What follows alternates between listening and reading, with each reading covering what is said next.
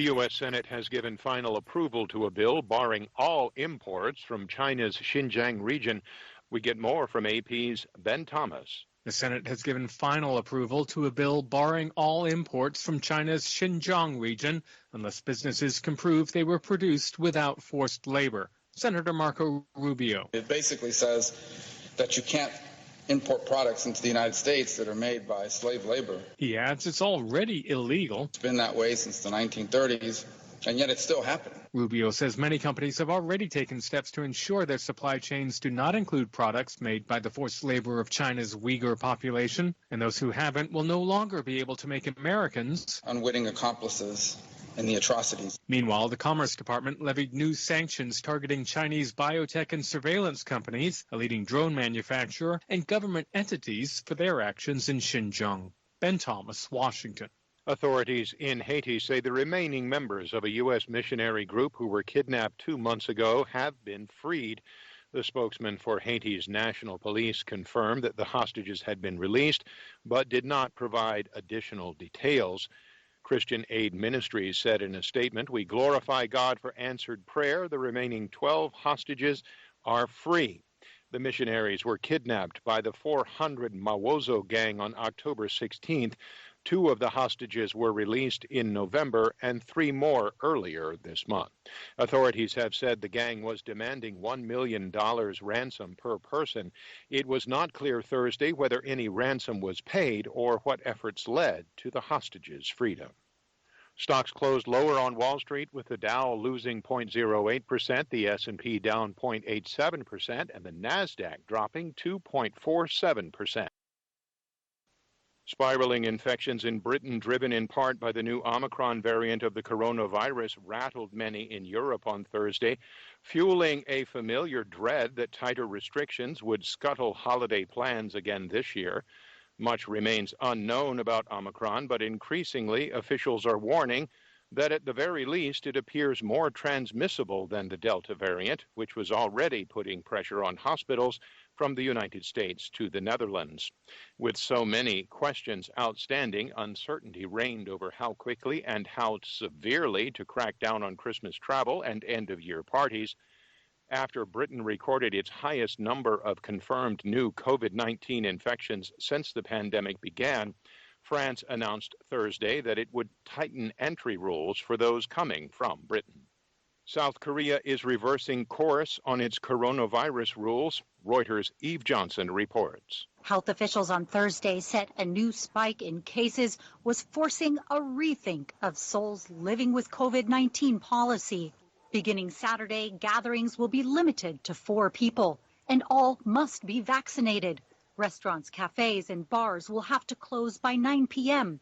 Movie theaters and internet cafes an hour later. The tighter restrictions leave few options for the unvaccinated. They will be forced to dine out alone or rely on takeout.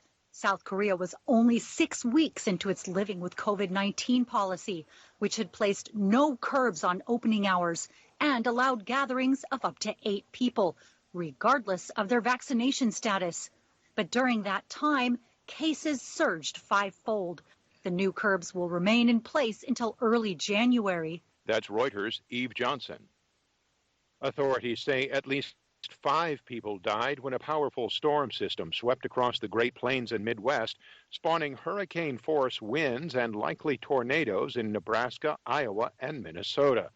Officials in Kansas say a 65-year-old man was killed Wednesday night when a 15-meter tree fell on him outside his home in southeastern Minnesota. The Iowa State Patrol says a semi-trailer was hit by high winds and rolled onto its side in eastern Iowa, killing the driver. The Kansas Highway Patrol says 3 people died in traffic accidents due to blowing dust. More than 20 unconfirmed tornadoes were reported Wednesday, mostly in eastern Nebraska and Iowa. Hundreds of thousands of homes and businesses remained without power on Thursday.